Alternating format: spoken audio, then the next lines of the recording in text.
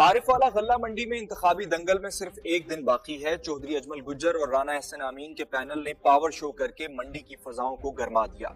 आरिफवाला की गल्ला मंडी में सियासी दर्जा हरारत अपने उरूज पर पहुंच चुका है।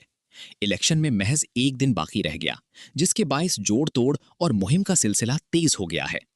उम्मीदवार बराए सदर चौधरी अजमल गुज्जर और उम्मीदवार बराए नायब सदर राना एहसन अमीन की टीम जब मंडी में रैली की शक्ल में पहुंची तो ताजिर बिरादरी ने उनका फकीदुल मिसाल इस्तकबाल किया।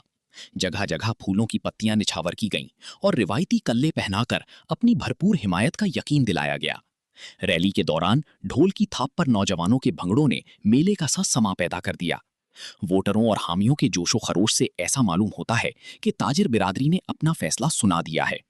वोटर ताजिरान ने दोनों उम्मीदवारों को फतह की मुकम्मल यकीन दहानी करवाई है, जिसके बाद चौधरी अजमल गुज्जर अलायंस के हौसले मजीद बुलंद हो गए हैं। अब सबकी नजरें कल होने वाली पोलिंग पर लगी हैं कि गल्ला मंडी की सदारत का ताज किसके सर सजेगा।